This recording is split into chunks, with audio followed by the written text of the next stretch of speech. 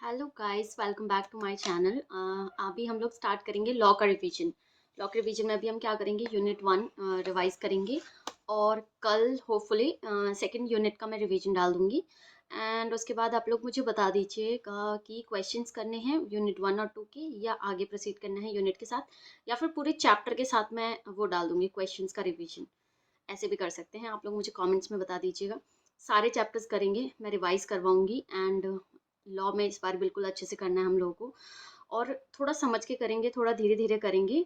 और जो ये नोट्स हैं जो मैं यूज़ करूँगी इसमें, ये आपको मुझे मेरे टेलीग्राम चैनल पर मिल जाएंगे, और टेलीग्राम से आप लोग ये ले सकते हैं। और आप लोग प्लीज़ मुझे कमेंट में ज़रूर बताइएगा ये रिवीजन आप लोगों को कैसा लगा, बिकॉज़ मुझे नहीं पता कि एक्चुअली में आप लोगों को ये अच्छा लगा नहीं लगा, तो मुझे कमेंट के थ्रू ही पता चलेगा कि ये आप लोगों को कैसा लगा। ठीक है, थैंक यू। और अभी स्टार्ट करते हैं हम लोग रिवीजन। ठीक है, सबसे पहले है सेल्स ऑफ गुड्स एक्ट का चैप्टर 3 का हम लोग यूनिट 1 रिवाइज करें, formation of contract of sale. ठीक है, अब ये ग्लेंस दे रखा है मैंने कि इसमें क्या क्या चीज़ें हैं। कॉन्ट्रैक्ट ऑफ सेल है, एग्रीमेंट, एग्रीमेंट में बायर और सेलर हैं, ट्रांसफर ऑफ प्रॉपर्टी है, और फिर इमीडिएट ट्रांसफर होता है तो, या एग्रीमेंट टू सेल होगा तो क्या होगा, गुड्स में existing goods, future good, contingent good, ये सारी चीज़ें अभी हम लोग पढ़ने वाले हैं। ठीक है, अब हम प्रोसीड करते हैं आगे, क्या क्या चीज़ें हैं। सबसे पहले इनमें डेफिनेशन है। डेफिनेशन इज इम्पॉर्टेंट है, मतलब आप लोगों को एमसीक्यू में भी आ सकता है। और थोड़ी चीज़ें जैसे इसमें गुड्स का डेफिनेशन है वो बहुत इंपॉर्टेंट है, वो आप लोगों को यहाँ क्या फाइनल तक काम आएगा, तो वो लोग यहीं रट लो तो ज़्यादा अच्छा है आप लोगों के लिए। और बाकी भी हैं डेफिनेशन, हम ज़रूर पढ़ेंगे और उसको थोड़ा याद करने की कोशिश करेंगे कि वो याद हो जाए, साथ के साथ याद कर लेंगे तो ज़्यादा बेटर है ना। और थोड़ा रिटन प्रैक्टिस भी करेंगे, वो हम आगे करेंगे रिवीजन के बाद, मैं आप लोगों को रिटन प्रैक्टिस भी करवाऊंगी। एंड स्टार्ट करते हैं। तो बायर एंड सेलर, तो बायर के डेफिनेशन में क्या लिखा है कि जो बायर है, buyer is a person who buy और एग्री टू बाय गुड्स। जो बायर है वो जो जो जिसे गुड्स परचेज करना है वो बायर होता है। And seller is a person जो सेल करता है और एग्री टू सेल करता है गुड्स के लिए। These term are encompass not only for those who has completed the transaction but also those who has agreed to do so। ऐसा नहीं है कि ट्रांजेक्शन कंप्लीट हो गया तो ही वो बायर और सेलर माने जाएंगे, नहीं। अगर ट्रांजेक्शन में आप लोग आ गए हैं तो भी वो बायर और सेलर माने जाएंगे। वही लिखा है इसमें कि encompass not only those who have completed the transaction but also those who has agreed to do so। जिन्होंने एग्री किया कि हाँ मैं तुझे ये चीज़ सामान, जैसे फॉर एग्जाम्पल मैं शॉप पे गई और मैंने कहा कि मुझे एक टैडी चाहिए, तो टैडी के लिए उन्होंने मेरे को बोला कि इतने का है, लेकिन वो तो एग्रीमेंट टू सेल में हो जाएगा। मान लो फॉर एग्जांपल, एक हाइपोथेटिकल एग्जांपल है, मैंने बोला कि मुझे वो टैडी चाहिए, तो उन्होंने कहा 500 का है, तो अब 500 रुपये का टैडी है और उन्होंने, और वो सेलर है, तो मैं बायर हो गई ना, मतलब ट्रांजेक्ट। फिर मैंने मना कर दिया, नीचे नहीं चाहिए, तो फिर भी लेकिन हम लोग वो बायर और मैं वो सेलर और मैं बायर हो गई ना उस ट्रांजेक्शन में। ठीक है, goods and related term, goods की डेफिनेशन बहुत इंपॉर्टेंट है। वो यहाँ क्या, मैंने पहले भी बोला, यहाँ क्या फाइनल तक ये आप लोगों को दिखेगा हर चीज़ में, इंटर में भी दिखेगा, फाइनल में भी दिखेगा। तो गुड्स की डेफिनेशन तो बाय हार्ट आप लोग याद कर लीजिए, ज़्यादा बेटर होगा। तो ठीक है। और अभी हमने बायर की डेफिनेशन पढ़ी। बायर में तो बहुत इजी सा डेफिनेशन है कि बायर कौन है, पर्सन हु बाय और agree to buy the goods. और सेलर कौन है, पर्सन हु सेल और agree to sell the goods. कितना इजी है ये। अब एक बार आप लोग खुद से बोल के देखिए, बायर कौन है, पर्सन हु बाय और agree to buy the goods, और सेलर कौन है, पर्सन हु सेल और agree to sell the goods. ठीक है, ये याद हो गया। और ये एक चीज, एक लाइन और इसमें अटैच कर देना, जो भी मैंने टेडी वाला एग्जांपल लिया था, कि जरूरी नहीं है कि ट्रांजेक्शन कंप्लीट हो। ट्रांजेक्शन अगर मतलब कंप्लीट नहीं भी होता है तो भी बायर और सेलर माने जाएंगे। वही लिखा है, compass not only those who has completed the transaction but also those agree to do so. अब हम लोग गुड्स का डेफिनेशन देखेंगे। गुड्स के डेफिनेशन में क्या है, गुड्स क्या है, गुड्स रेफर्स टू, देखो क्या है, goods refers to all type of movable property. Movable जो भी मूव होते हैं ना, इमूवेबल नहीं। हम जिस घर में हैं, जैसे मैं अभी घर में हूँ, तो घर का डेफिनेशन नहीं, घर जो है वो इमूवेबल प्रॉपर्टी है। मूवेबल प्रॉपर्टी जितनी भी हैं वो गुड्स होती हैं। Goods refers to all kind of movable property. जो मैंने रेड किया है ना वो ज़्यादा इंपॉर्टेंट है, आप लोग इसमें देख सकते हो, जो रेड रेड मार्क है ना, वो थोड़े कीवर्ड्स हैं, वो आप लोग को याद होने चाहिए। All type of movable property excluding, excluding क्या, एक्शनेबल क्लेम एंड मनी। मतलब गुड्स के डेफिनेशन में क्या नहीं आता, एक एक्शनेबल क्लेम, एक मनी। तो एक्शनेबल क्लेम क्या होता है, मतलब मान लो किसी चीज़ के लिए मैंने किसी फॉर एग्जांपल मैंने मिस्टर एक्स पे केस कर दिया क्योंकि उन्होंने मुझे गुड्स डिलीवर नहीं किया, तो मैंने केस किया, वो स्यू, मैंने जो केस किया उन पे वो एक्शनेबल क्लेम है, वो गुड्स नहीं है। ठीक है, जो स्यू किया मैंने, लीगल ट्रांजेक्शन हो गया, वो लीगल हो गया वो। ठीक है। एंड और मनी, मनी जैसे कि मान लो मैंने कोई गुड्स परचेज किया, गुड्स जैसे मैं लेने गई, मान लो मुझे टेडी चाहिए था, तो जो दुकान वाले अंकल थे उन्होंने उनको तो कहेंगे भाई पैसे लाओ 500 रुपए। अब वो अगर गुड्स हो गया तो गुड्स टू गुड्स तो वो हो जाएगा ना, बार्टर ट्रांजेक्शन। बार्टर नहीं करना है ना, वहाँ तो मनी चाहिए उन्हें, तो वो गुड्स बार्टर ट्रांजेक्शन में नहीं वो करेंगे हम इसे, इन वो मनी को इसीलिए गुड से बाहर रखा गया है। मनी जो है वो हमारा टेंडर है, टेंडर मनी है, मतलब कि वो यूज होता है, वो एक डिफाइन है एक्सचेंज करने के लिए किसी भी कमोडिटी को। ये आप इकोनॉमिक्स में ज्यादा अच्छे से पढ़ोगे मनी के लिए। ठीक है। एंड अब क्या है इंक्लूड, इंक्लूड में क्या है, stock, share, growing crops, grass. अब देखो स्टॉक शेयर तो वही हो गए, शेयर जो स्टॉक मार्केट में जो लिस्टेड है हमारे शेयर्स, जो वो सारे स्टॉक भी, स्टॉक तो बंडल होता है, और शेयर, शेयर भी आप कितना भी परचेज कर सकते हो, जीरोधा स्टॉक इन सबसे जो परचेज करते हो आप लोग, वो तो वो शेयर हैं, वो हमारे गुड्स की डेफिनेशन में इंक्लूडेड हैं, मतलब जो शेयर हैं आपके, स्टॉक्स हैं, वो गुड्स हैं।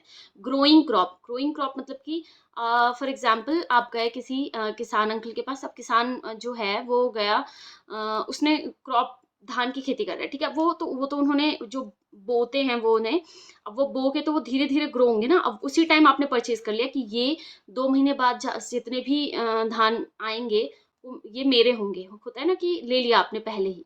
तो वही है ग्रोइंग क्रॉप्स जो भी हैं, या ग्रास, ग्रास जो भी अटैच हैं टू द, और जो भी चीजें अटैच है लैंड से, वो सेपरेटेड बिफोर सेप, देखो क्या लिखा है, ग्रोइंग क्रॉप्स, ग्रास, ग्रास तो आप लोगों को पता है, ग्रोइंग क्रॉप्स मैंने बता दिया। अब item attach to the land and they are agree to be separated before sale, मतलब कि जैसे गन्ने की खेती होती है ना, तो वो तो वो कर देते हैं खेती, उसके बाद गन्ने होते हैं, तो फिर वो उनको क्रॉप करना पड़ता है ना, तभी तो वो गन्ने मार्केट में जाएंगे और चीनी बनेगी या गुड़ बनेगा, है ना। तो उसको जब तक वो बोल रहा है कि things attach to land and they are agree to separated, agree हुआ ना, मतलब गन्ने जो भी मार्केट वाले जो शुगर कंपनीज होंगी उन्होंने तो एग्री किया होगा कि भाई तुम गन्ने काट के हमें भिजवाओगे, तो वही है things, the item attach to land and they are agree to be separated before sale. ठीक है, सेपरेटेड वो एग्रीमेंट हुआ है उनका। ठीक है।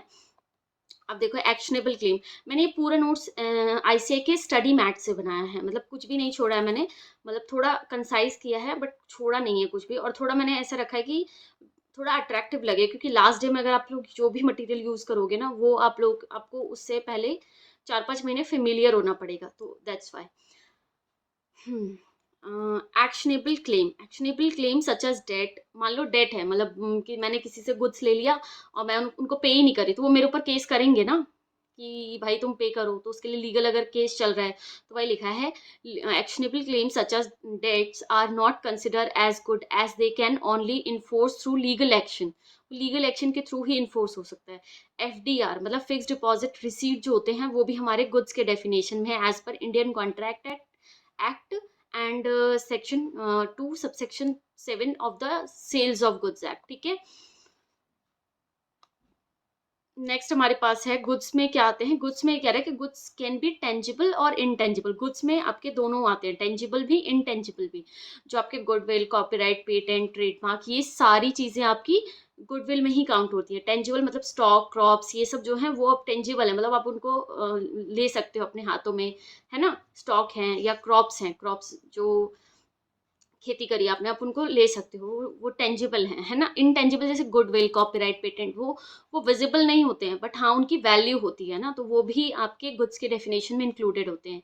Item such as good, stock, share, grass, stream, water, electricity and degree of good is also classified as good. ये लो ये सारी चीजें आपको एमसीक्यू में दिख सकती हैं, कि मान लो ये इनमें से कुछ दे दिया और आप लोग को लगे ये गुड्स कैसे हो सकते हैं, तो वो इसके लिए है, ये आईसीआई के मटेरियल में है, ये मैंने अपने मन से नहीं लिया। ठीक है।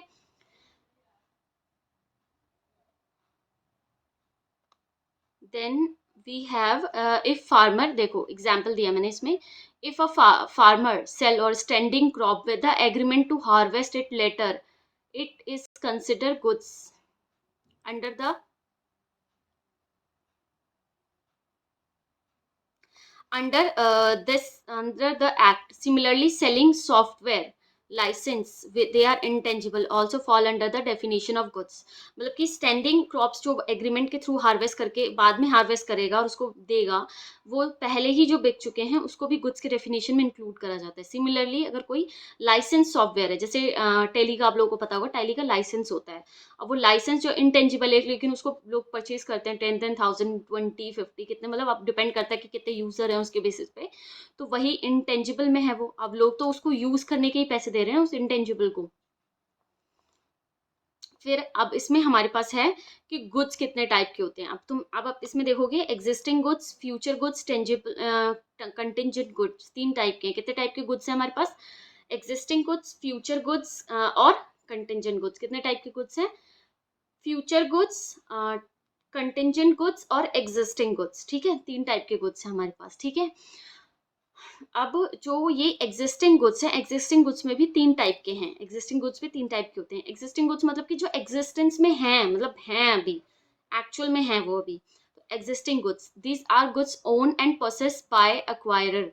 मतलब कि जो ओनर है, जो सेलर है, उसके पास these goods are own. Own मतलब कि ओनरशिप उसके पास है. प्रोसेस मतलब कि पोजेशन क्या होता है कि वो सामान फिजिकली आपके पास है अभी.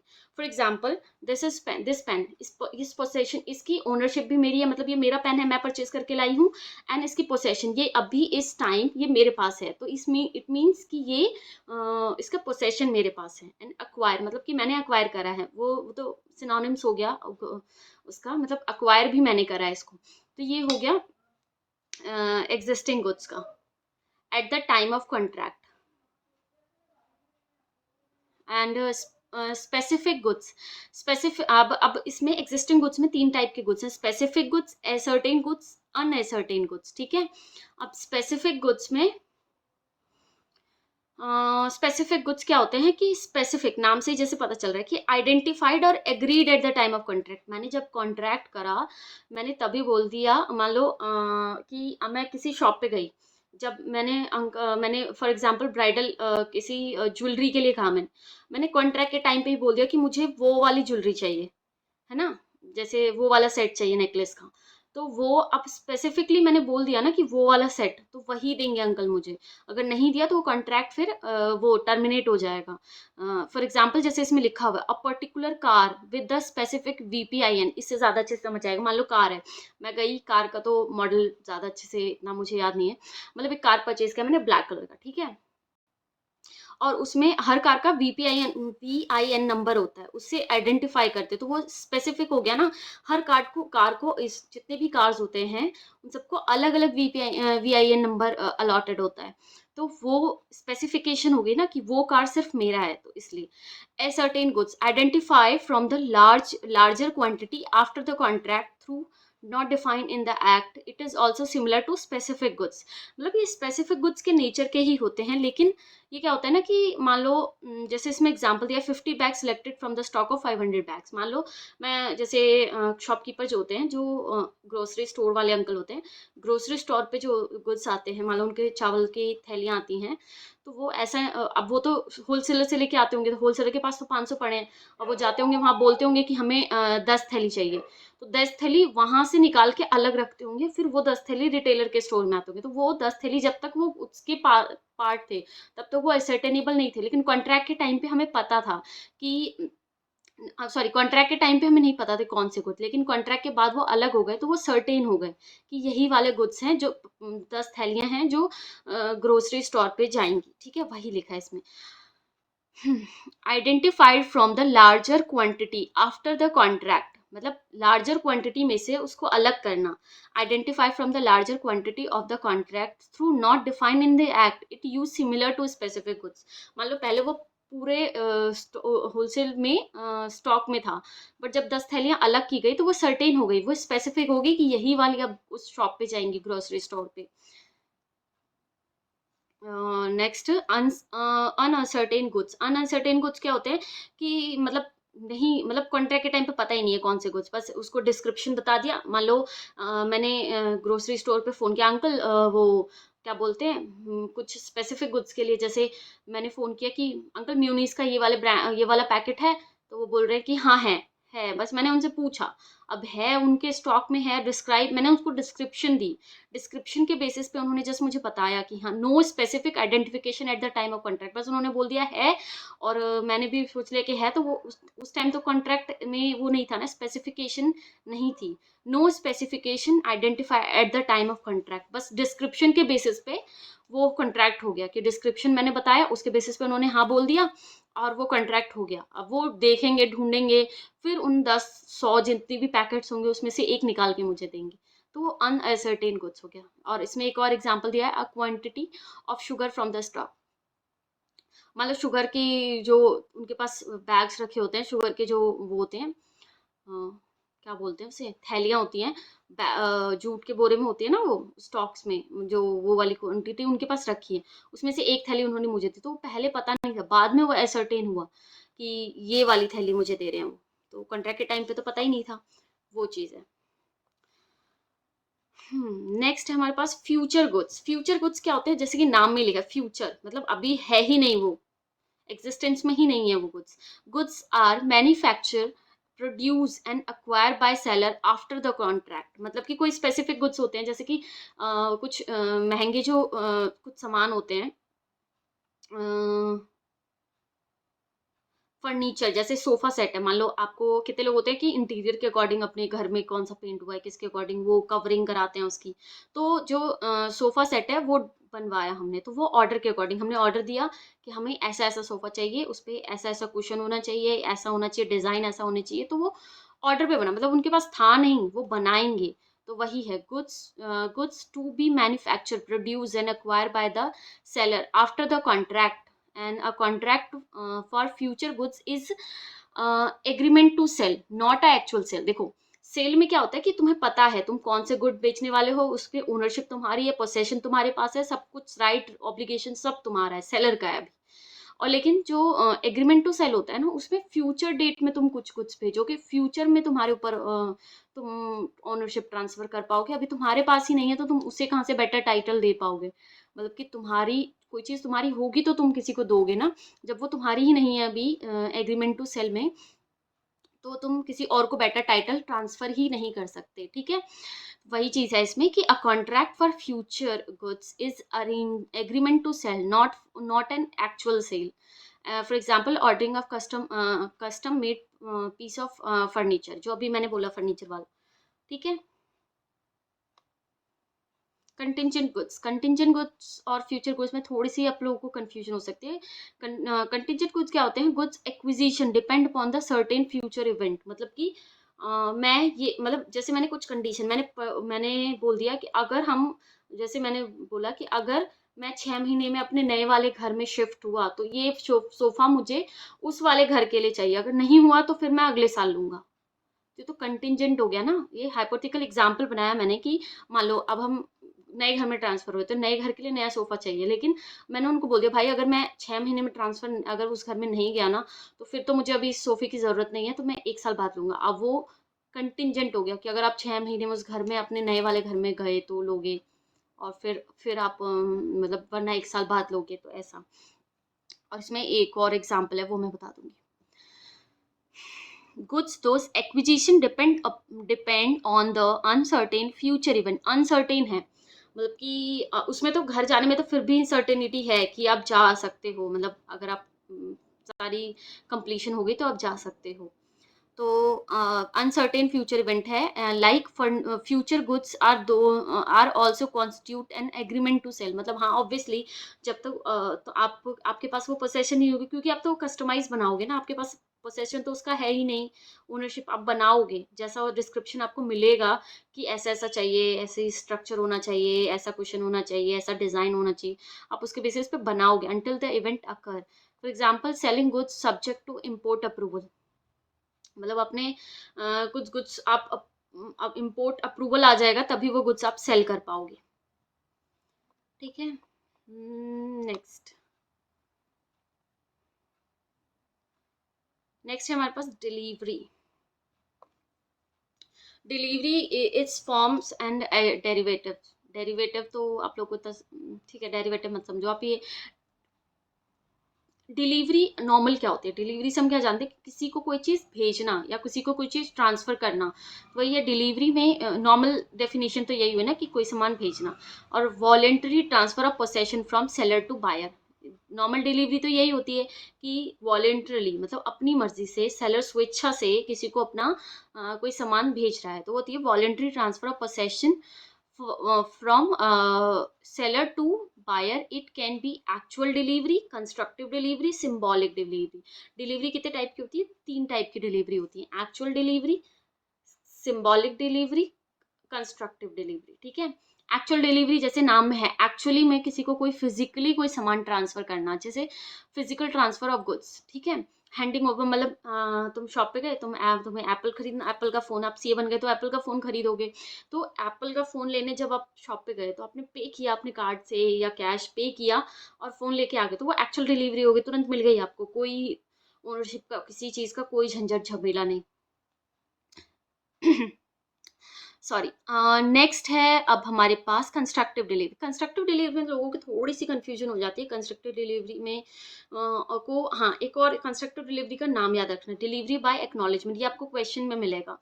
ठीक है, और हाँ, क्वेश्चन का मैं बता रही थी, क्वेश्चन हम लोग करेंगे, मैं सोच रही हूँ कि सारे पूरे सेल्स ऑफ गुड्स एक्ट का एक साथ कर लें या फिर 2 यूनिट का एक साथ कर सकते हैं। आप लोग मुझे बता देना कमेंट में, मैं उसके अकॉर्डिंग कर लूँगी क्वेश्चंस। अभी इस चैप्टर चैप्टर रिवाइज करेंगे हम, वरना अगर आगे से आप लोग बोलोगे तो चैप्टर के साथ ही क्वेश्चंस भी ले लूँगी मैं।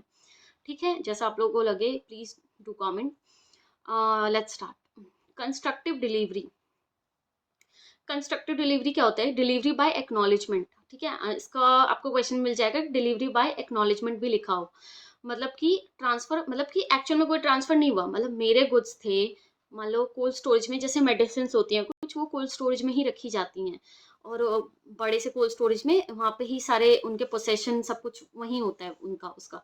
और जो वेयर हाउस का वो होता है ना, एक रखवाली करने वाला कह सकते हो आप उसको, उसी के पास होती है पोसेशन। लेकिन आपने क्या किया कि आपको अब वो बिजनेस ही नहीं करना, मान लो मैं यहाँ से शिफ्ट हो रही हूँ, मान लो मैं अभी दिल्ली में थी, अब मैं जा रही हूँ मुंबई, तो अब मुझे यहाँ वाले गुड्स का तो कोई वो नहीं लगेगा, अब मुझे बेचने पड़ेंगे, फिर वहाँ स्टार्ट करना होगा तो करूंगी, नहीं करना होगा नहीं करूंगी। तो मैंने वो क्या किया, वो मैंने सोचा बेच देती हूँ, तो मैंने मिस्टर एक्स को वो अपना बेचना चाहता हूँ, अब मैं थोड़ी सारा गुड्स उठा के बाहर लाऊंगी, फिर उनको बेचूंगी, फिर वो भी जाके कहीं कोल्ड स्टोरेज में ही डालेंगे उसे। तो ऐसा नहीं ना, मैंने उनको डॉक्यूमेंट पे डिलीवरी कर दिया, मतलब एक्नॉलेज कर दिया कि ये गुड्स की ओनरशिप मैं आपको ट्रांसफर कर रही हूँ, तो डॉक्यूमेंट पे वो गुड्स ट्रांसफर हो गए। लेकिन एक्चुअल में वो गुड्स जो थे, वो जो रखवाली करने वाला था वो तो उसी के पास है। अब वो पहले वो मेरे नाम पे गुड्स रख रहा था, अब वो उनके मिस्टर एक्स के नाम पे रखेगा, तो गुड्स तो वही हैं, मतलब पोसेशन कहीं ट्रांसफर नहीं, बस ओनरशिप ट्रांसफर हो गई, एक्चुअल पोसेशन जहाँ थी वहीं रहेगी। Constructive delivery. Delivery by acknowledgement. Transfer of goods is effected without any change in custody or actual possession. Goods remain with the third party who acknowledge holding them for the buyer. मतलब कि वही जो मैंने आपको बताया कि वो third party के पास ही रहेगा, होल्डिंग पोसेशन उसी के पास रहेगी। Symbolic delivery. सिंबॉलिक डिलीवरी का तो एक एक सबसे अच्छा एग्जांपल है कार की आप किसी को कार अपनी बेचते हो तो कार उठा के नहीं ट्रांसफर करते हो कि ये लो कार लेके जाओ, नहीं, हम लोग क्या करते हैं कि कीज ट्रांसफर करते हैं कि ये की जैसे आपने मूवीज में भी देखा होगा कि घर की चाबी या गाड़ी की चाबी ऐसे ट्रांसफर होती है ओनरशिप, है ना। ऐसे आप लोग याद रख सकते हो सिंबॉलिक डिलीवरी से कि कीज दे दिया, इसका मतलब आपको कार ट्रांसफर हो गया या घर ट्रांसफर हो गया, ऐसे। Symbolic delivery, transfer through document और टोकन और actual delivery is not possible, मतलब ट्रांसफर जो है वो डॉक्यूमेंट के थ्रू हो रहा है, टोकन के थ्रू हो रहा है, नॉट एक्चुअल डिलीवरी नहीं हो रही है। एक्चुअल डिलीवरी क्योंकि पॉसिबल ही नहीं है, अब कार उठा के मैं कैसे दूंगी, पॉसिबल ही नहीं है वो, तो इसीलिए सिंबॉलिक डिलीवरी। अब हम इसको डिलीवरी में पढ़ेंगे। डिलीवरी क्या था, कि जो फिजिकल वॉलेंटरी ट्रांसफर कर रहे हैं पोसेशन को, वॉलेंटरली मतलब मैं अपनी स्वेच्छा से, सेलर अपनी स्वेच्छा से बायर को गुड्स दे रहा है, वो डिलीवरी होती है। डिलीवरी भी 3 टाइप की होती है, actual delivery, constructive delivery, symbolic delivery. ठीक है, एक्चुअल डिलीवरी में पोसेशन जो है फिजिकल ट्रांसफर होता है, फिजिकल डिलीवरी होती है, फिजिकल ट्रांसफर होता है, उसको वॉलेंटरी भी कह सकते हो, फिजिकल ट्रांसफर ऑफ गुड्स होता है। कंस्ट्रक्टिव डिलीवरी में पोसेशन थर्ड पार्टी के पास रहती है, लेकिन जो उसका ओनरशिप है वो ट्रांसफर हो जाता है, मतलब क्या होता है कि ओनरशिप सेम इंसान के, ओनरशिप ट्रांसफर होती है और जो पोसेशन है वो थर्ड पार्टी के पास ही रहता है। पहले वो मेरे बिहाफ पे होल्ड कर रहा था, अब वो मिस्टर एक्स के बिहाफ पे होल्ड करेगा। ठीक है। सिंबॉलिक डिलीवरी का तो बस एक कार कीज वाला एग्जांपल याद रखोगे। ट्रांसफर थ्रू डॉक्यूमेंट, मतलब आपको ये कीवर्ड्स याद होने चाहिए। Transfer through document type token और actual delivery is not possible, impossible है एक्चुअल डिलीवरी करना। ठीक है। नेक्स्ट नेक्स्ट है हमारे पास, goods are in deliverable state when the buyer must take delivery. मतलब कि अगर गुड्स जो हैं डिलीवरेबल स्टेट में हैं तो बायर को डिलीवरी ले लेनी चाहिए, ऐसा लिखा है एक सब सेक्शन में। ठीक है। मतलब अगर डिलीवरेबल स्टेट में गुड्स हैं तो आपको गुड्स जो है वो ले लेने चाहिए। नेक्स्ट है हमारे पास document of title. Document of title, जैसे नाम से लग रहा है कोई डॉक्यूमेंट है, वो किसी चीज की टाइटल बता रहा है। टाइटल मतलब कि टाइटल, जैसे मेरा टाइटल क्या है, मेरा नाम है ना, मेरा नाम जो है वो मेरा टाइटल है। वैसे document of title of goods, proof of possession or control of goods and authorization or to transfer। proof of possession है, मतलब अगर किसी के पास वो डॉक्यूमेंट ऑफ टाइटल है, मतलब वो दिखा रहा है कि इसका पोसेशन मैं अभी हूँ, मैं हूँ उसका हूँ अभी, पोसेशन है और गुड्स के कंट्रोल मेरे पास है, ऑथराइजेशन है मुझे ट्रांसफर करने की। ठीक है। क्या क्या डॉक्यूमेंट ऑफ टाइटल क्या बताता है, proof of possession, control over goods and authorization to transfer. क्या क्या चीजें बताता है, proof of possession, control of goods, authorization to transfer. ठीक है।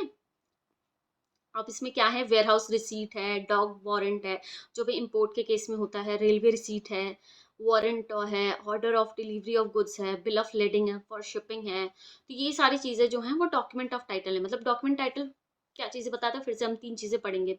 पोसेशन ऑफ गुड्स है, कंट्रोल आपके पास है, और आपके पास जो है ऑथराइजेशन टू ट्रांसफर है। और ये सारे वॉक वॉक कह रही हूँ, dock warrant, warehouse receipt, railway receipt, order of delivery of goods, bill of lading for shipping of goods. ठीक है। And mercantile agent, mercantile agent कौन होता है कि agent authorize to sell by place the goods for money, मतलब कि वो goods को बाय कर सकता है पैसे देके, सेल कर सकता है पैसे ले, मतलब सेल कर सकता है पैसे के लिए, प्लेज कर सकता है गुड्स को पैसे के लिए, कोई वो कर सकता है। मतलब एक तरह से एक अल्टीमेट ओनरशिप उसके पास है, उसको ऑथराइजेशन है उसकी। मतलब कि आप इसमें देखो एग्जांपल दिया, ऑक्शनियर या ब्रोकर। ब्रोकर जो होता है उसके पास फुल पोसेशन, फुल कंट्रोल होता है। ऑक्शनियर जो है उसको हमें ट्रांसफर करना होता है, ऑक्शनियर बेचेगा, मतलब उसको जितनी बिड आएगी उसके अकॉर्डिंग वो बेच सकता है ना। बिड का एक रेंज दिया जाता है ना, कि इतने में एक पर्टिकुलर प्राइस नहीं होती है। ठीक है। देन है प्रॉपर्टी। प्रॉपर्टी क्या होती है, रेफर्स टू, देखो प्रॉपर्टी क्या है, property refers to agreement by the seller to transfer the ownership to the buyer, and it's mean general property, right to ownership in goods and not merely special property। मतलब कि अब agreement, मतलब कि property क्या है, agreement to cell करने का agreement है, agreement by the seller to transfer of ownership to the buyer. Mean general, अब दो तरह की प्रॉपर्टी है, जनरल प्रॉपर्टी और स्पेशल प्रॉपर्टी। जनरल प्रॉपर्टी मतलब कि जनरल प्रॉपर्टी ट्रांसफर करना, मतलब property is kind of ownership transfer करना। किसी को जनरल प्रॉपर्टी देते हैं या स्पेशल प्रॉपर्टी देते हैं। जनरल प्रॉपर्टी मतलब कि फुल ओनरशिप राइट, जैसे यहाँ लिखा है ना फुल ओनरशिप राइट, मतलब कि जनरल प्रॉपर्टी में पूरा ओनरशिप ही ट्रांसफर हो जाता है। एंड स्पेशल प्रॉपर्टी मतलब limited right, pledge holding of goods until the payment, मतलब कि प्लेज कर दिया गुड्स को, मतलब जब तक पेमेंट नहीं आए तब तक आपके पास उसका राइट है। पेमेंट हुआ उसके बाद तो तुरंत वो जिसका भी गुड्स है वो उठा के ले जाएगा, है ना। आपके पास कोई भी राइट नहीं है, ना लीगली ना वैसे। ठीक है। उसके बाद एग्जाम्पल दिया है, if A who own certain goods pledged by B, just a minute, if A own who own certain goods pledged them to B, B को pledge किया था कुछ goods, A has a general property in goods, मतलब A के पास जो है वो general property, मतलब उसकी ओनरशिप थी, उसके पास फुल ओनरशिप थी, तो उसका वो जनरल प्रॉपर्टी होगी उसके पास। लेकिन उसने जब प्लेज करे बी को, तो बी के पास स्पेशल प्रॉपर्टी है और interest in a goods in extent of amount of advance he made, मतलब जब तक उसके पेमेंट नहीं आता था, in a fail to repay the amount borrowed and pledge the goods, be may sell his goods but not otherwise. मतलब जब तक अगर अगर उसने पेमेंट नहीं करी तो पी जो है वो गुड्स बेच सकता है, लेकिन अगर पेमेंट हो गई तो फिर वो गुड्स नहीं बेच सकता। स्टिपुलेटेड टाइम के पीरियड में वो नहीं बेच सकता, टाइम क्रॉस होगा तभी वो बेच पाएगा ना। और वैसे बेच देगा फिर तो लीगली उसके पास ओनरशिप ही नहीं है, बेच ही नहीं सकता वो। वही होती है special property and general property. ठीक है, now we have insolvent. Insolvent क्या होता है कि a person unable to pay his debt when it's due in ordinary course of business. मतलब कि मान लो मैं, मेरा बिजनेस था, अब मैं किसी से गुड्स परचेज कर रही हूँ, लेकिन मैं उसको, मान लो उसने मुझे 3 महीने का क्रेडिट पीरियड था, जो क्रेडिटर से मेरे उन्होंने मुझे 3 महीने का जनरल क्रेडिट पीरियड दे रखा था, लेकिन 3 महीने हो गए, क्या 6 महीने बीत चुके हैं और मैं उन्हें पे ही नहीं कर पा रही हूँ। तो फिर तो वो हो गया ना कि मैं, अब वो लोग कर सकते हैं इंसॉल्वेंसी के लिए, मेरी बैंकरप्सी के लिए फाइल कर सकते हैं। तो वही है कि मैं अपने जनरल टर्म में ही पे नहीं कर पा रही हूँ। Person unable to pay its debt when it's ordinary course of business. Ordinary course of business मतलब 3 महीने का पीरियड, लेकिन वो मैंने कहा क्या कहा, 6 महीने तक एक्सटेंड हो गया, मैं पे ही नहीं कर पा रही हूँ। Whether he is committed to act of insolvency और नॉट, मतलब कि उसने कुछ कमिट करा हो इंसॉल्वेंसी का, मतलब कुछ ऐसा एक्ट करा जिससे वो इंसॉल्वेंट हो। नहीं, जरूरी नहीं है, लेकिन वो अगर अपनी डेट ही पे नहीं कर पा रहा है ऑर्डिनरी कोर्स ऑफ बिजनेस में, तो वो इंसॉल्वेंट मान लिया जाएगा डेफिनेशन के अकॉर्डिंग। प्राइस। प्राइस क्या होता है, monetary consideration for sale of goods essential for a valid contract. किसी भी वैलिड कॉन्ट्रैक्ट में ये हमने पढ़ा है कि कंसिडरेशन होना मस्ट है। एसेंशियल ऑफ वैलिड कॉन्ट्रैक्ट भी अभी कॉन्ट्रैक्ट एक्ट में पढ़ेंगे, तो उसमें भी एक कंडीशन है कि कंसिडरेशन इज मस्ट, मतलब कि वो कंसिडरेशन होना चाहिए, could pro consideration something in return, वो होना चाहिए। Sorry. And monetary consideration for sale of goods and essential for valid contract. ठीक है, for paying $500 for a laptop. ठीक है, क्वालिटी ऑफ गुड्स। क्वालिटी मतलब कि क्वालिटी क्या होती है, कोई स्टेट, कोई कंडीशन किसी चीज़ की। मान लो जैसे एग्जांपल, मैं वही साइकिल लेने गई, अब साइकिल बिल्कुल नई होगी, कवर्ड होगी, तो ही मुझे लगेगा ना कि हाँ ये नई साइकिल है। लेकिन वही अब वो साइकिल के कवर नहीं है, मान लो वो टायरें भी घिसी हुई हैं, तो मेरे को पता चल जाएगा ना कि ये नई नहीं है, ये पुरानी साइकिल है। तो वही स्टेट और कंडीशन गुड्स की क्वालिटी बताती है, तो क्वालिटी ऑफ गुड्स। ये सब आपको पढ़ना उतना जरूरी है, बट एमसीक्यू में उसमें आ सकता है, मतलब ये पता होना चाहिए आप लोगों को।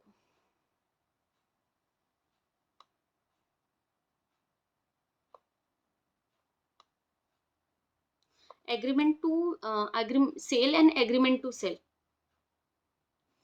सेल और एग्रीमेंट टू सेल। सेल क्या होता है, सेल मतलब कि a contract of sale in a agreement where the seller transfer or agree to transfer property in goods. मतलब कि गुड्स की प्रॉपर्टी जो है, सेलर कॉन्ट्रैक्ट ऑफ सेल में क्या होता है, contract of sale is a agreement where seller transfer or agree to transfer property in goods to the buyer for a price. मतलब कि प्रॉपर्टी जो है, मतलब ओनरशिप जो है, वो ट्रांसफर हो जाती है बाय सेलर से बायर को फॉर कंसिडरेशन। कंडीशन उसमें हो भी सकता है, नहीं भी हो सकता है condition. It can be absolute और कंडीशनल। ट्रांसफर जो है वो एब्सल्यूट भी हो सकता है, कंडीशनल भी हो सकता है। वही लिखा है सेल में, ownership of the goods transfer immediately. Immediately sale में इमीडिएट ट्रांसफर हो जाता है। एग्रीमेंट टू सेल में ओनरशिप जो है वो फ्यूचर डेट पे ट्रांसफर होती है, फुलफिलमेंट ऑफ सर्टेन कंडीशन। अगर कोई कंडीशन फुलफिल हुई तो ओनरशिप ट्रांसफर होगी। Ordering of car that will be deliver after payment, तो ये इसका एग्जाम्पल दिया हुआ है। ठीक है, कि आपको गुड्स जो हैं जो आपने मतलब जो कार आपने ऑर्डर करी थी वो डिलीवरी तब होगी जब आप पेमेंट कर दोगे। तो कंडीशन हो गया कि नहीं, पेमेंट वाली कंडीशन हो गई। Essential of element of contract of sale. Essential element for contract of sale. Contract of sale में एसेंशियल एलिमेंट क्या होती हैं, टू पार्टीज। अब सेलर, मैं ही सेलर हूँ, मैं ही बायर बन जाऊँ, तो ऐसा तो नहीं हो सकता ना कि मैं खुद को खुद के सामान बेच दूँ, नहीं ना। तो सेलर एंड बायर दो डिफरेंट पार्टीज होनी चाहिए। Goods as a subject matter. Subject matter मतलब कि कोई एसेंशियल कुछ वैलिड बेस होगा, उसी के बेसिस पे तो कॉन्ट्रैक्ट करोगे। गुड्स होने चाहिए उसमें, गुड्स होने ही चाहिए। ओनली मूवेबल, मूवेबल और आइदर एग्जिस्टिंग और फ्यूचर गुड्स। मतलब मूवेबल हो सकता है, एग्जिस्टिंग हो सकता है, फ्यूचर गुड्स हो सकते हैं, लेकिन गुड्स का होना जरूरी है। प्राइस जो है वो होना चाहिए। Price partly in consideration, partly in मतलब काइंड हो सकता है, लेकिन ऐसा नहीं कि फुल्ली काइंड में तुम नहीं ले सकते, मतलब पूरा बार्टर नहीं कर सकते। प्राइस, पैसे का होना, मनी का होना, इन्वॉल्व होना बहुत जरूरी है। तो वही लिखा है, consideration must be in money, through it can be It can be partly in kind. Transfer of ownership. Property must be passed from seller to buyer. Property must be passed from seller to buyer. जो ownership है वो buyer से seller को transfer होनी चाहिए, seller से buyer को transfer होनी चाहिए. Absolute or conditional. Sale can take effect immediately or in the future. जो सेल का है वो इमिडिएट भी हो सकता है, फ्यूचर भी हो सकता है. मतलब कि सेल के में कंडीशन अटैच होगी तो बाद में ट्रांसफर होगा ओनरशिप. वो लिखा है कि सेल जो है अभी भी इमिडिएट भी हो सकती है, फ्यूचर भी हो सकती है. वैलिडिटी रिक्वायरमेंट, मतलब कि वैलिडिटी रिक्वायरमेंट मतलब कि इसमें और क्या क्या चीज़ें इन्वॉल्व होनी ज़रूरी हैं. फ्री कंसेंट होना चाहिए. कंसेंट जो है फ्री होना चाहिए, कोई मतलब अनड्यू इन्फ्लुएंस किसी चीज़ का नहीं होना चाहिए कि ज़बरदस्ती कोई कॉन्ट्रैक्ट. फ्री कंसेंट होना चाहिए जो वैलिड कॉन्ट्रैक्ट के टर्म्स हैं. लीगल कंसिडरेशन होना चाहिए. कॉम्पिटेंसी टू ऑफ पार्टी, मतलब कि लीगल कंसिडरेशन मतलब कि इलीगल कोई कॉन्ट्रैक्ट नहीं करना है. कंसेंट फ्री होना चाहिए, मतलब जबरदस्ती से कोई कॉन्ट्रैक्ट नहीं करना है, कंसेंट नहीं लेना है किसी का. और कॉम्पिटेंसी ऑफ पार्टी, पार्टी जो है वो माइनर नहीं होनी चाहिए. कॉम्पिटेंस होनी चाहिए, मतलब अनसाउंड माइंड की नहीं होनी चाहिए. और ये सारी, ये तो आप कॉन्ट्रैक्ट एक्ट में भी पढ़ते हो, वो चीज़ें नॉर्मल चीज़ें. मेजरली एसेंशियल में क्या थी, पार्टीज, दो पार्टीज होनी चाहिए, गुड्स होना चाहिए, प्राइस होना चाहिए, ट्रांसफर ऑफ ओनरशिप होना चाहिए, और एब्सोल्यूट और कंडीशनल भी हो सकता है. वैलिडिटी रिक्वायरमेंट में तो तीन, वो मतलब कि जो एसेंशियल वाली पार्ट्स हैं कॉन्ट्रैक्ट वाले, वो होने चाहिए. मतलब free consent, legal consideration, competency of the party. आप लोगों को मुझे स्पीड इंक्रीज करके आई डोंट थिंक कि देख पाओगे, मतलब नहीं देखना चाहिए क्योंकि मैं ऑलरेडी स्पीड में हूँ. क्योंकि मुझे पता है कि हम सीए स्टूडेंट्स होते हैं, थोड़ा इंक्रीज करते हैं स्पीड. बिना स्पीड के मज़ा नहीं आता है. तो आई डोंट थिंक कि मेरी स्पीड ऑलरेडी फास्ट है.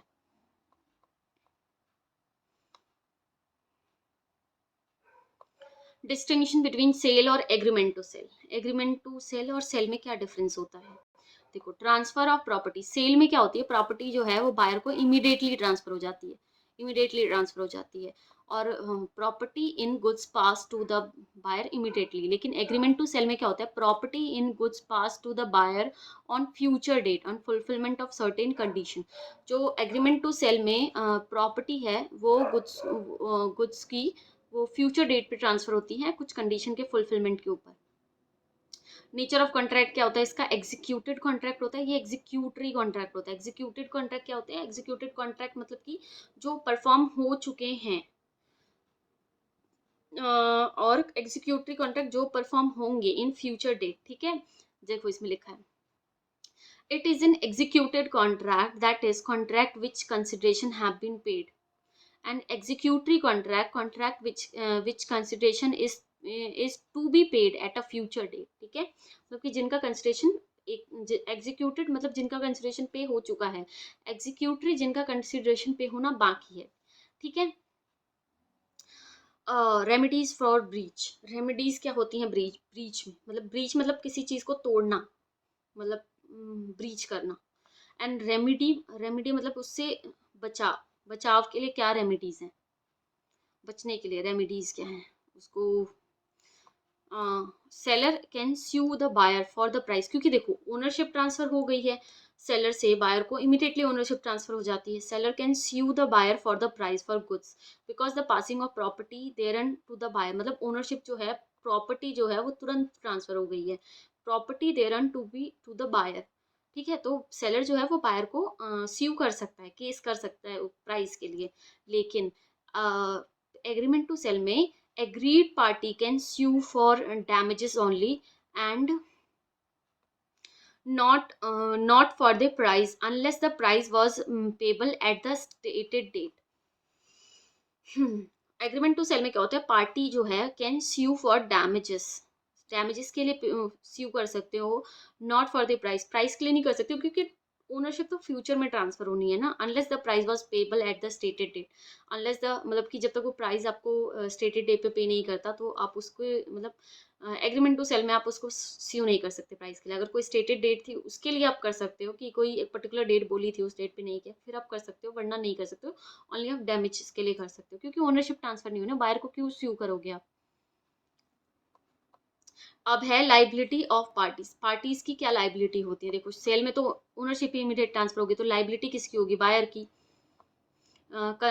Subsequent loss and destruction of goods, liability of the buyer, मतलब ओनरशिप ट्रांसफर हो गई उसके बाद अगर कुछ डिस्ट्रक्शन होता है, मान लो डिस्ट्रॉय हो जाता है, मतलब आग लग जाती है, जो सामान मैं खरीद के लेके आई, ओनरशिप मुझे मिल गई और घर लाते हुए सामान में आग लग गई, मतलब पता नहीं कैसे लेकिन लग गई, तो फिर वो नुकसान किसका? मेरा। वही लिखा है liability of the parties, loss मेरा हुआ।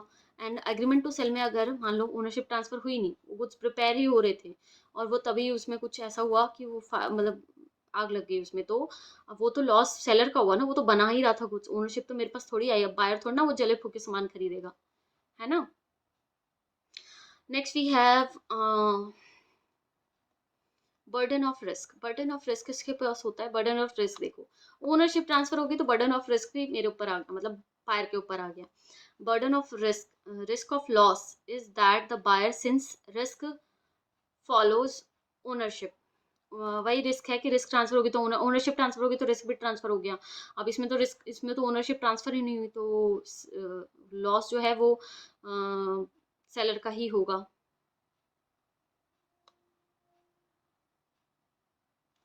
इसमें से आपको सारे नहीं, बस पता होने चाहिए सारे पॉइंट्स, लेकिन अगर लिखने को आएगा तो आई डोंट थिंक कि 5 पॉइंट से ज़्यादा आप लोगों को लिखने को आएगा, तो सारे याद नहीं करने, बट हाँ पता होने चाहिए आपको सारे पॉइंट्स, मतलब कुछ पॉइंट बन के आ गया तो एटलीस्ट आप लोगों को पता होने चाहिए। देखो नेचर ऑफ राइट क्या होता है? Create jus in rem means right against the whole world, मतलब कि जैसे रम, मतलब मैंने कोई सामान खरीदा, अब वो ओनरशिप तो मेरे पास आ गई, लेकिन वो अब जो मेरी right against the whole world, मैं उसको रिकवर करने, मतलब सेलर जो है वो उसको रिकवर करने के लिए वो किसी पे भी मतलब जैसे मैं बायर हूँ, बायर मैंने गुड्स खरीदा सेलर से, अब कुछ डिफेक्ट है, अब वो एग्रीमेंट में था कि मैं रिकवर कर सकती हूँ, तो मैं रिकवर जब करूंगी तो मैं उस सेलर की प्रॉपर्टी से भी रिकवर कर सकती हूँ। तो रिकवर जेस इन मतलब right against the whole world, jus in persona means right against the particular party. अब वो पर्टिकुलर पार्टी मतलब कि जो जिसके साथ मेरा एग्रीमेंट हुआ है, मैं उसी से सिर्फ रिकवर कर सकती हूँ, पर्टिकुलर पार्टी से।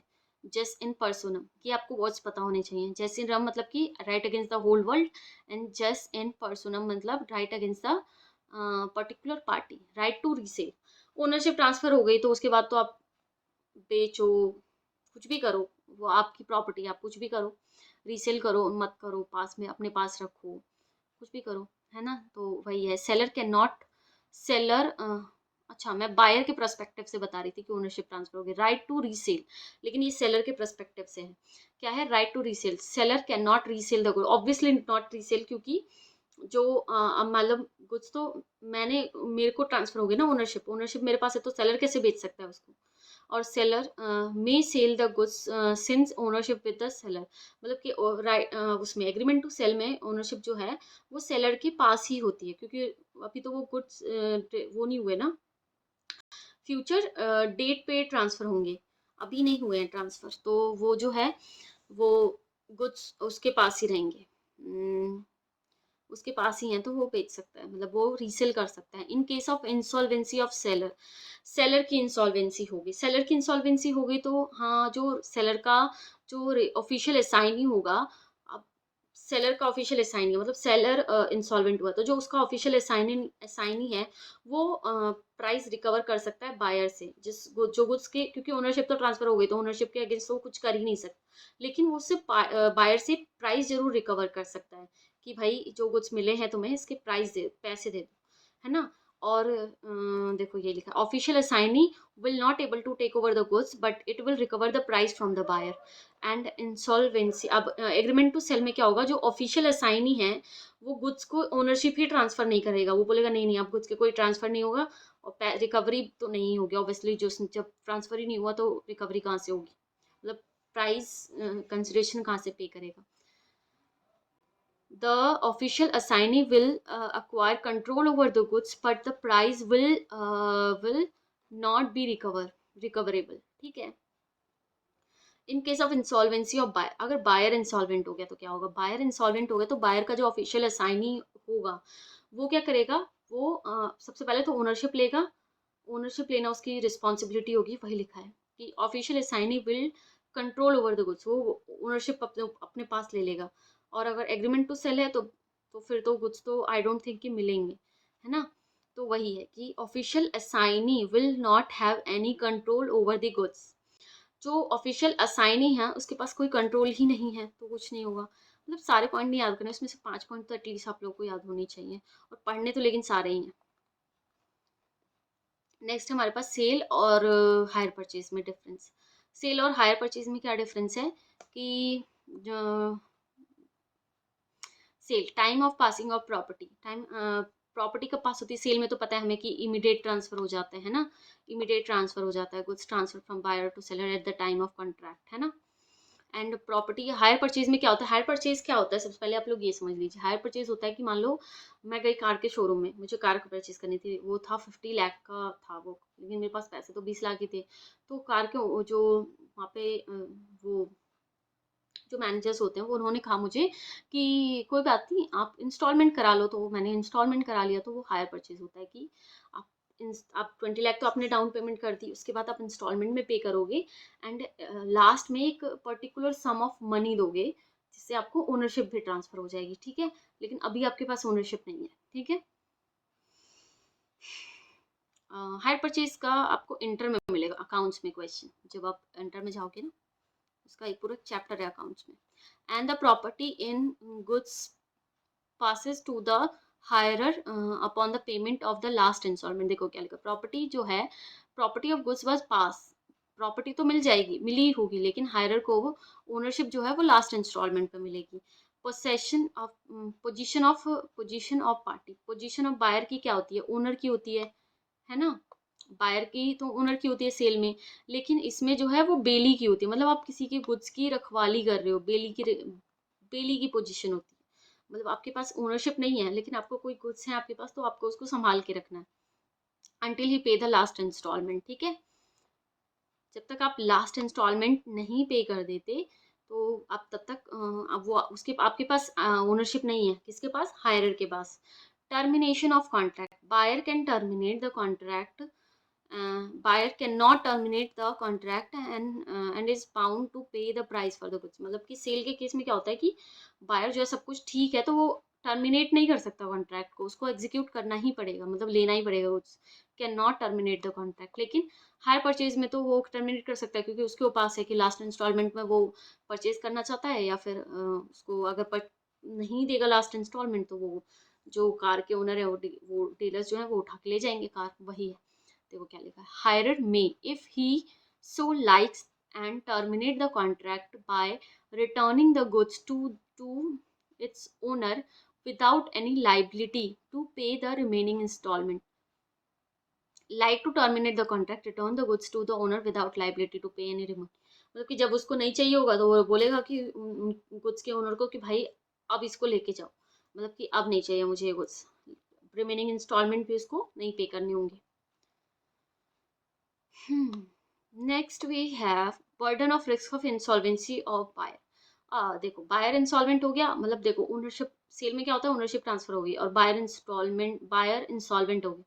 तो सेल के केस में तो हमें ये देखना होगा कि ओनरशिप हमारे पास आज मतलब हम अपना ओनरशिप देखेंगे, मतलब जो ऑफिशियल असाइनी होगा वो ओनरशिप देखेगा। Burden of risk of insolvency of buyer, seller take the risk of any loss resulting from the insolvency of buyer। Burden of risk of insolvency of buyer, अच्छा burden of risk किसके पास होगा, अगर buyer insolvent होगा तो seller का risk होगा कि मतलब अगर उसको ऑनरशिप तो ट्रांसफर होगी, आप पता नहीं वो पे करेगा नहीं करेगा, ठीक है। आपको ये चीजें थोड़ा ध्यान से पढ़नी होगी कि इसमें क्या पूछना चाह रहे हैं कि burden of risk of insolvency of buyer, burden of risk किसके पास होगा अगर बायर इंसॉल्वेंट हो गया, तो बायर अगर इंसॉल्वेंट होता है ना, तो रिस्क जो है वो सेलर की बढ़ जाएगी ना, कि भाई अब पता नहीं पैसे मिलेंगे नहीं मिलेंगे, ये तो इंसॉल्वेंट हो गया। ऑफिशियल असाइनी भी देखेगा वो, अगर मान लो पैसे ही नहीं होंगे, ओनरशिप तो ट्रांसफर होगी, क्योंकि प्राइस का कॉन्ट्रैक्ट मतलब ओनरशिप से कोई कनेक्शन उतना कनेक्ट, प्राइस तो वैसे एसेंशियल है, बट ओनरशिप ट्रांसफर हो गई तो मतलब हो गई। Price take the risk of any loss resulting from the insolvency of the buyer. मतलब रिस्क आ जाएगा उसको, loss of resulting from the insolvency. अब इसमें देखो क्या है, अगर बायर इंसॉल्वेंट हो गया तो कोई वो नहीं है फिर, मतलब वो आप बाकी के इंस्टॉलमेंट पे नहीं कर पाए, कोई बात नहीं, हम अपना गुड्स उठा, अपनी गाड़ी उठा के ले आएंगे, मतलब जो डीलर हैं वो अपनी गाड़ी उठा के ले जाएंगे अगर बायर इंसॉल्वेंट हो गया तो। वही owner takes no such risk for if hirer fail to pay installment, and the owner has the right to take back the goods। वो गुड्स उठा के ले जाएंगे। Transfer of title, transfer of title, buyer can pass the title to the bona fide purchaser from him. मतलब कि buyer के पास तो खुद अपने टाइटल आ गया ना, बेटर टाइटल है उसके पास, बायर के पास, मतलब कि उसकी ओनरशिप है, तो वो उसको बेच सकता है गुड्स को, बोनाफाइड परचेजर को वो अपना टाइटल दे सकता है, गुड टाइटल दे सकता है किसी को। लेकिन हायरर के पास तो टाइटल ही नहीं है अभी, जब वो गुड्स को बेचे, मतलब बेचने भी जाएगा तो खुद के पास ही ओनरशिप नहीं है भाई, तो दूसरे को कैसे बेच सकता है, वो कुछ नहीं बेच सकता, अभी तो तेरे पास ही नहीं है। लास्ट इंस्टॉलमेंट पे करेगा तो तेरे पास ओनरशिप आएगी, तब तो कुछ कर सकता है ना। तो hirer can not pass any title even to the bona fide purchaser until he pay the last instalment, ठीक है। Resale, buyer in sale can resell the goods. अब देखो ऊपर कुछ और बोला था रीसेल में कि सेलर कर सकता है या नहीं, जो हमने सेल और एग्रीमेंट टू सेल पढ़ा था उसमें कह रहा था कि सेलर कर सकता है या नहीं।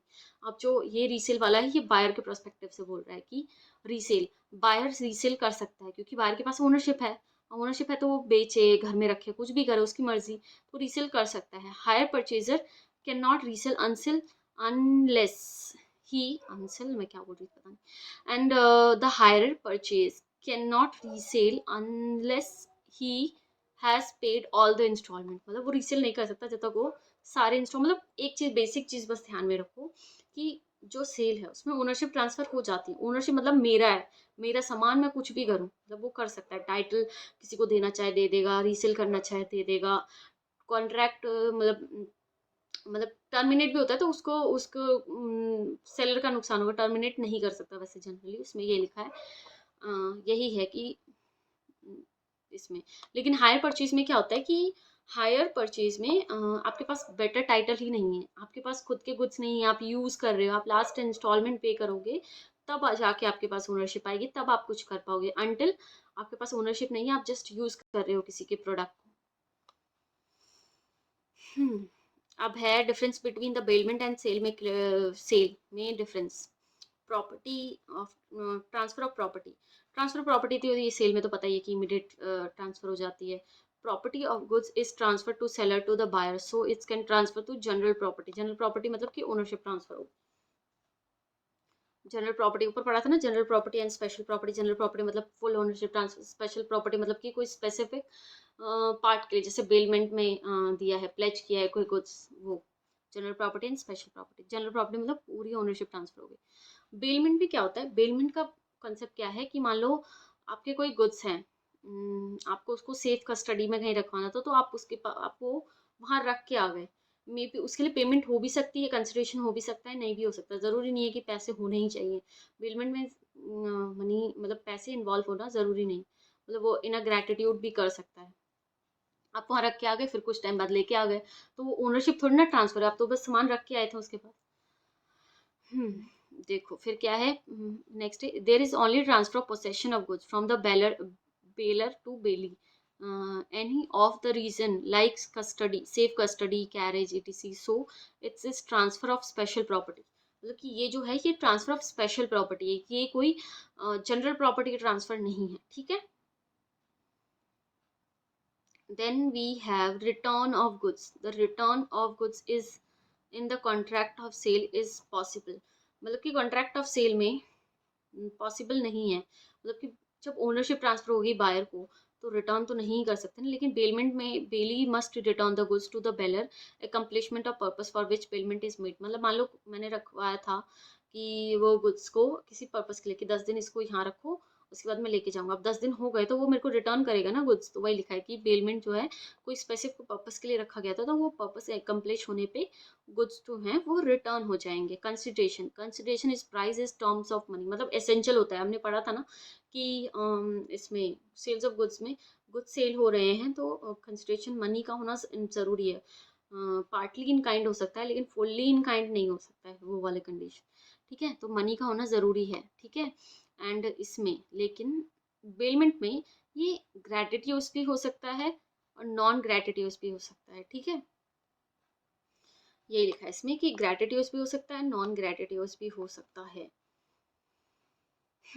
नेक्स्ट है हमारे पास है वर्क एंड लेबर कॉन्ट्रैक्ट। इसमें वर्क एंड लेबर में क्या होता है, ओनली मतलब कि इसमें आप कोई सामान नहीं बेच रहे हो, ओनली सर्विसेज मतलब कह सकते हो ले रहे हो। ओनली द डूइंग और rendering some labour work of labour, then the contract is only of work and labour and not of sale of goods. ये कोई सेल ऑफ गुड्स नहीं है, ये जस्ट सर्व एक तरह से कह सकते हो सर्विसेज है वर्क ऑफ लेबर वाला, ठीक है। And hiring of carpenter for build a chair from your would is painting of picture. ये सारे जो हैं वर्क और लेबर के एग्जाम्पल है। मतलब आपने अपने वो दिए लकड़ी अपनी दी, आप कारपेंटर को बुला के लाए, आपने कहा कि इसके चेयर बना दो, तो वो आपको सर्विस दे रहा है क्योंकि गुड्स तो आपके ही थे ना। अब जब चेयर प्रिपेयर हो गई तो वो तो आपका गुड्स हो गया ना, तो वो सर्विस ले रहे हो आप, वर्क कॉन्ट्रैक्ट हो गया, वर्क लेबर हो गया। Contract of sale, how made, contract of sale can be made by various way. बहुत सारे तरीके से बन सकता है कि ऑफर एक्सेप्टेंस, मान लो ऑफर दिया, एक्सेप्टेंस हुआ तो सेल हो गया। इमीडिएट डिलीवरी, गुड्स की इमीडिएट डिलीवरी होनी चाहिए, delivery immediate payment with future delivery, मतलब पेमेंट तो अभी होगी लेकिन डिलीवरी फ्यूचर डेट पे भी हो सकती है। इमीडिएट डिलीवरी हो गई, इमीडिएट पेमेंट हो गई, या फिर पेमेंट और डिलीवरी दोनों इंस्टॉलमेंट में होगी, या पेमेंट और डिलीवरी दोनों फ्यूचर डेट पे होगी। मतलब कि कोई गुड्स है, मतलब वो उसको प्रिपेयर होने में 10 दिन लगेगा, तो उसने कहा ठीक है 10 दिन में तुम प्रिपेयर करो, 10 दिन में हम पेमेंट कर देंगे, 10 दिन बाद ही जब तुम गुड्स भेजोगे तभी पेमेंट कर देंगे, तो हो गया ना। फ्यूचर डेट पे डिलीवरी होगी, फ्यूचर डेट पे पेमेंट होगी, इंस्टॉलमेंट। मान लो कोई सामान है जो जैसे कोई पर्टिकुलर टाइप ऑफ क्लोथ्स है, तो उसने कहा कि ठीक है आप मुझे एक सेट बना के भेजो, मैं उसका पे कर दूंगा, फिर जैसे जैसे आप भेजते जाओगे मैं वैसे वैसे पे करता हूँ, तो इंस्टॉलमेंट हो गया ना वो। तो वो हो गया delivery and payment in instalment. वही है, मतलब इतना इंपॉर्टेंट नहीं है बट आप लोगों को पता होनी चाहिए कैसे कैसे कॉन्ट्रैक्ट हो सकता है। ऑफर एंड एक्सेप्टेंस से हो सकता है, इमीडिएट डिलीवरी ऑफ गुड्स से हो सकता है, immediate payment with future delivery से होता है, immediate payment, immediate delivery, future date पे पेमेंट, फ्यूचर डेट पे डिलीवरी, और इंस्टॉलमेंट में पेमेंट, इंस्टॉलमेंट में डिलीवरी। यही सारी चीज़ें हैं। एंड देखो एक एग्जांपल है इसमें, R agree to deliver old motorcycle value 55,000 to S in exchange of new motorcycle, agree to pay difference in cash, this a contract of sale. हाँ ठीक है, हमने पढ़ा था कि एक तो इससे भी पता चल जाएगा कि इसमें देखो क्या लिखा है, 55,000 वो है, तो वो बोल रहा है कि एक्सचेंज बाकी मतलब ओल्ड मोटरसाइकिल देगा और न्यू मोटरसाइकिल लेगा, बाकी का डिफरेंस वो कैश कैश तो पे कर रहा है ना। वही हमने ऊपर उसमें भी पढ़ा था, एसेंशियल में भी पढ़ा था कि प्राइस का होना जरूरी है। पार्टली इन काइंड हो सकता है, subject matter of the contract, contract के सब्जेक्ट मैटर क्या होता है, हमने पढ़ा था गुड्स होना चाहिए, सब्जेक्ट मैटर में गुड्स होने चाहिए। और गुड्स कोई से भी हो सकते हैं, एग्जिस्टिंग हो सकते हैं, फ्यूचर हो सकते हैं, कंटिजेंट हो सकते हैं, और ये तीनों तो भी हमने ऊपर पढ़ा ही था कि एग्जिस्टिंग कॉन्ट्रैक्ट मतलब कि एग्जिस्टेंस में होनी चाहिए, अक्वायर आपके पास होनी, अक्वायर आपके होनी चाहिए, पोसेशन आपके पास होनी चाहिए, उसकी मतलब उसको होल्ड आपने करा होना चाहिए। And future goods, acquire and produce in future, मतलब कि वो गुड्स जो है मतलब अगर कहीं से आने हैं तो वो अक्वायर भी मुझे फ्यूचर डेट पे ही होंगे, प्रोड्यूस होना है तो वो प्रोड्यूस भी फ्यूचर डेट पे ही होंगे। Contingent goods, acquisition depend upon the on certain event, उसका एक्विजिशन जो है वो सर्टेन नहीं है, मतलब कोई इवेंट होगा तो वो मेरे पास गुड्स आएंगे। फिर है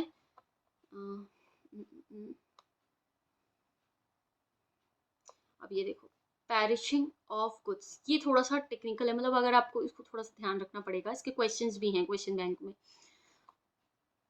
बिफोर कॉन्ट्रैक्ट, सेक्शन 7 में क्या कह रहा है, before if goods parish before, parish मतलब खराब हो जाते हैं, before the contract without seller knowledge it contract is void, बल्कि कुछ खराब हो गए बिफोर द कॉन्ट्रैक्ट, कॉन्ट्रैक्ट होने से पहले, लेकिन सेलर को पता ही नहीं था, उसने कॉन्ट्रैक्ट कर लिया तो वो कॉन्ट्रैक्ट वॉइड होगा, ठीक है। फिर है बिफोर सेल, मतलब कि इसमें सेल से पहले खराब हो गई। ये बोल रहा है if goods Paris after the agreement, मतलब एग्रीमेंट हुआ उस टाइम पे गुड्स बिल्कुल ठीक ठाक थे, बट बिफोर रिस्क ट्रांसफर यानी कि कॉन्ट्रैक्ट से पहले, मतलब कि रिस्क ट्रांसफर होने से पहले, no longer answer to their description, मतलब कि ओनरशिप ट्रांसफर होने से पहले कुछ अपने डिस्क्रिप्शन को ही डिस्क्राइब नहीं कर पा रहे, मतलब कि कुछ थे मान लो उसमें आग लग गई, अब वो जो कुछ मुझे जो सेलर को जो बायर को चाहिए थे वो बचे ही नहीं ना, वो तो अपने एसेंशियल वो ही अपनी वो वैल्यू खो चुके हैं। No longer answer to their description in agreement before the risk pass to the buyer and the agreement is void. ठीक है, ये लिखा था goods perish after the agreement, agreement के बाद खराब हुए लेकिन ट्रांसफर होने से, ओनरशिप ट्रांसफर होने से पहले खराब हो गए। तो अब वो अपने डिस्क्रिप्शन को ही डिफाइन नहीं कर पा रहे हैं, रिस्क ट्रांसफर ही नहीं हुआ तो टू द बायर, तो वो एग्रीमेंट भी वॉइड हो जाएगा। फ्यूचर गुड्स, फ्यूचर गुड्स मतलब if specific goods perish and the contract is void due to impossible, मतलब कोई फ्यूचर गुड्स था, अब वो जिस चीज से बनते ना वो मटीरियली खराब हो गया, इम्पॉसिबिलिटी होगी कि वो कॉन्ट्रैक्ट अब फुलफिल किया जा सकता है, तो इम्पॉसिबिलिटी होगी तो भी वो वाइड होंगे। बस इसको थोड़ा ध्यान रखना। फर्स्ट वाले में था कि गुड्स जो हैं वो पहले से ही खराब थे, कॉन्ट्रैक्ट के टाइम से ही खराब थे, बस सेलर को पता नहीं था, तो वो वाइड हो जाएगा। लेकिन सेकंड वाले में है कि गुड्स जो हैं वो ठीक थे, एग्रीमेंट के टाइम तक बिल्कुल ठीक थे, लेकिन ओनरशिप ट्रांसफर होनी थी ना बायर को, उससे जस्ट पहले खराब हो गए, खराब हो गए तो वो भी वाइड हो जाएगा। नेक्स्ट है फ्यूचर गुड्स। फ्यूचर गुड्स में क्या होते हैं कि स्पेसिफिक गुड्स होते हैं, स्पेसिफिक गुड्स थे कोई, अब वो पैरिश हो गए, मतलब कि आप उसको मान लो एक पर्टिकुलर प्रोसेसिंग करनी होती है, उससे प्रोसेसिंग से पहले जो प्रोसेस हुआ ना कुछ वही खराब हो गया। अब ये आगे प्रोसेस क्या होगा जब बेसिक कमोडिटी ही खराब हो गई, तो आगे तो ये इम्पॉसिबल हो गया इसको कंटिन्यू करना, तो वो भी अवॉइड होता है। ये एग्जाम्पल दिया हुआ है, A agree to sell B 100 tons of tomatoes grown in his land next year, but crop failed due to some disease in the plant, and A could only deliver 80 tons to tomato to the B. It was held A was not liable as to performance of contract become impossible due to supervening impossibility। ये future goods का example है, मतलब कि उसने 100 kg of tomato के लिए बोला था, लेकिन क्या हुआ कि वो 80 टन ही कर पाया क्योंकि उसके प्लांट्स में डिजीज हो गए थे। And it was held a was not liable as to performance of contract become impossible. ठीक है, अब वो उसकी तो वो थी नहीं, इम्पॉसिबिलिटी होगी ना। अब क्या है, असर्टेनमेंट ऑफ प्राइस, प्राइस कैसे डिटरमाइन होगा। Money consideration for sale of money consideration for sale of goods fix by contract, मतलब कि एक कॉन्ट्रैक्ट से आप फिक्स कर सकते हो, डिटरमाइन कर सकते हो प्री एग्रीड मेथड से।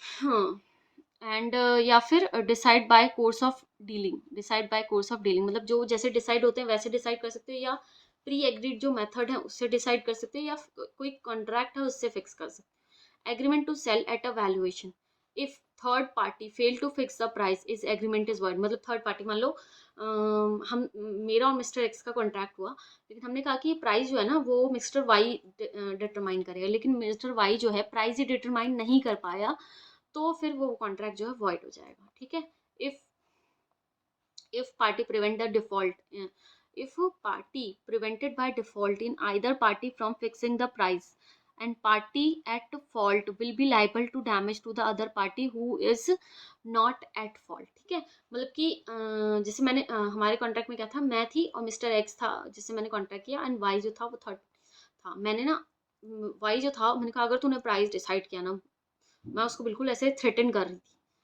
कि फिर वो डिसाइड ही नहीं कर पाया, एट द पार्टी प्रिवेंट, मैं प्रिवेंट करी थी, तो जो भी डिफॉल्ट में की वजह से जो लॉस हुआ मिस्टर एक्स को, अब मुझे सारा पे करना होगा।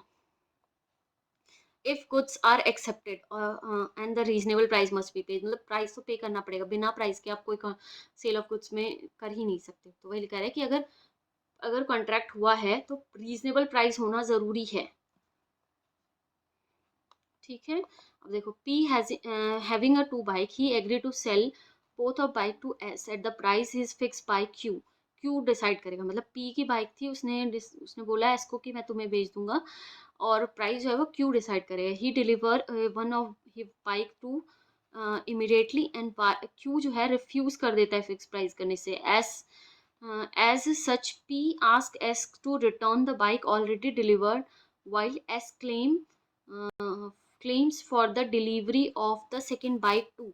In the given instance, buyer S shall pay the reasonable price to P for the bike already taken. As regards second bike, contract can be avoided by the third party can party Q refuses to fix the price, ठीक है। मतलब कि दो bike थी P के पास दो bike थी, उसने एस को बेचा और क्यू प्राइस डिसाइड करता, क्यू ने मना कर दिया, वो कह रहा है कि मेरे से नहीं हो पाएगा। तो जब क्यू ने मना किया तो लेकिन उससे पहले पी ने एक बाइक अपनी एस को ट्रांसफर कर दी थी। अब वो कह रहा है कि भाई वो प्राइस डिसाइड ही नहीं हो रहा, तो रिटर्न कर मेरी बाइक। लेकिन एस जो है, एस कह रहा है कि नहीं नहीं, तो मुझे सेकंड बाइक भी भेज।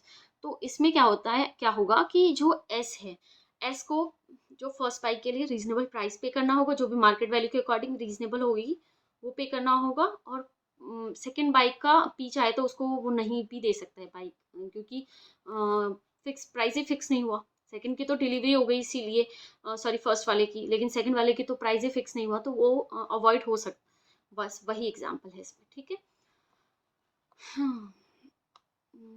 Done. So thank you so much guys. आप लोग आगे मैं कल एक और चैप्टर अपलोड कर दूंगी, unit 2। And thank you. And आप लोग चैनल सब्सक्राइब कर दिया, and please please please do comment जैसा लगा आपको। अगर मुझे कुछ इम्प्रूवमेंट की ज़रूरत है तो आप लोग प्लीज़ मुझे बता दीजिए, मैं वो भी करने की कोशिश करूँगी। And thank you.